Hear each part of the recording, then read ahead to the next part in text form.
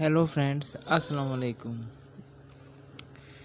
मैं आपसे बात करूंगा इस चैनल पे गोट फार्म की रियलिटी के बारे में कि गोट फार्मिंग एक कितना प्रॉफिटेबल बिजनेस है या ये सब एक झूठ है। क्या टर्म्स एंड कंडीशंस हैं जिनको अगर आप फॉलो करते हैं तो आप एक कामयाब गोट फार्मर बन सकते हैं। और उसके अलावा किस तरह की जो गोट फार्मिंग है वो पाकिस्तान में की जा रही है और गोट फार्मिंग के नाम पे क्या क्या किया जा रहा है, उन पॉइंट्स को भी मैं क्लियर करने की कोशिश करूँगा जो अक्सर लोग छुपाते हैं। मेरा कमर्शियल गोट फार्मिंग का तो कोई एक्सपीरियंस नहीं, लेकिन मैं 10 साल से बकरियां पाल रहा हूँ और मैं आपको बताऊँगा कि जो बकरियां पालना है वो एक फ़न है और हर आदमी के बस की बात नहीं। तो अगर आप गोट फार्मिंग का ज़हन रखते हैं तो आप अपना सरमाया सर्व करने से पहले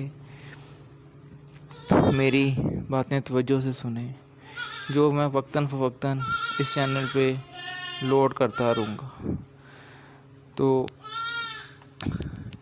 आपसे दरख्वास्त है कि आप मेरा चैनल सब्सक्राइब करें और मेरे साथ राब्ते में रहें, क्योंकि गोट फार्मिंग के नाम पर बहुत मिसगाइड किया जाता है। वो लोग जो खुद चंद सालों से बकरियां पाल रहे हैं वो लोगों को ऐसे ऐसे नुस्खे बताते हैं कि जिनसे बकरियों की जानों को भी ख़तरा हो जाता है।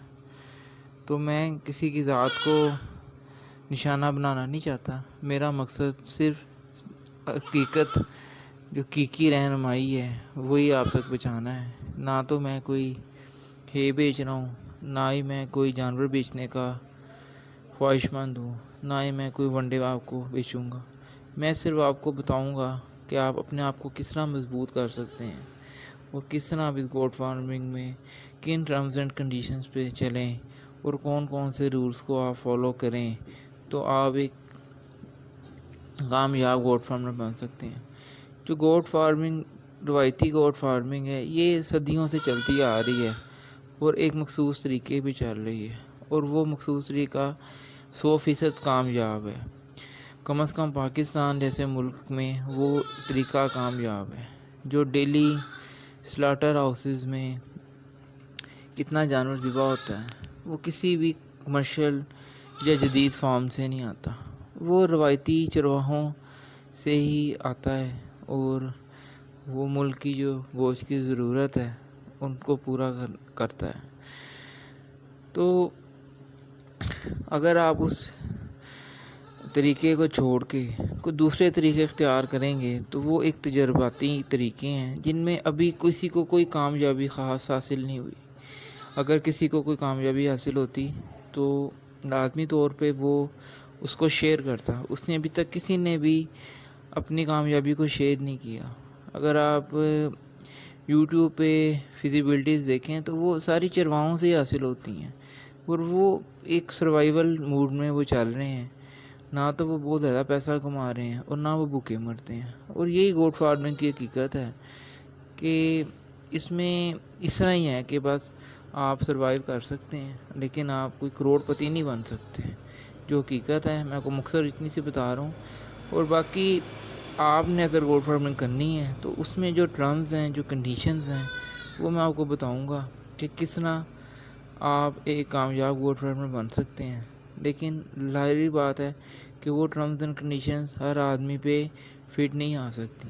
तो ये एक मेन पॉइंट इसमें यही है, सबसे बड़ा मेन पॉइंट इसमें कि ये हर किसी के बस का काम नहीं है। ये एक अच्छा काम तो ज़रूर है, प्रॉफिटेबल भी है, इसमें प्रॉफिट मार्जिन भी है, लेकिन ये हर किसी के बस का काम नहीं है।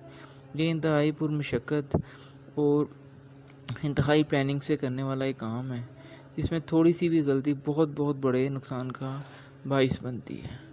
तो आप तमाम भाइयों से ये दरख्वास्त है कि आप मेरे चैनल के राब्ते मेरे साथ रब्ता रखें और अगर मैं कुछ आपको डिलीवर कर सकूं अपने 10 साल एक्सपीरियंस से تو یہ میری خوش قسمتی ہوگی، کیونکہ عام طور پہ تو زیادہ میں نے جو دیکھا ہے یوٹیوب پہ تو مس گائیڈ بہت زیادہ ہے، بہت زیادہ بکریوں کو اس طرح بنا دیا گیا ہے کہ جس طرح یہ سونے کی مہنگیں کرتی ہیں اور ان پہ کوئی اخراجات نہیں ہیں، اور ان پہ بس صرف منافع ہی منافع، صرف آپ بکری آپ خرید لیں اور اس کے بعد وہ آپ منافع ہی منافع کمائی جائیں، یا پھر خرچہ ہی کرتے جائیں، خرچہ کر کر کے آپ خود مقروض ہو جائیں۔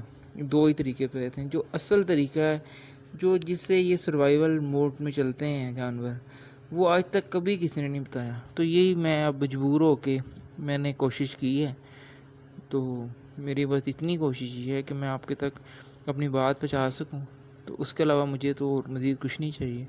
اگر آپ میرے پہ اعتماد کریں، اعتبار کریں، تو اپنے قیمتی وقت میں سے کچھ ٹائم مجھے دیں، تو انشاءاللہ میں اس چینل پہ کافی ویڈیو اپلوڈ کروں گا۔ اللہ حافظ۔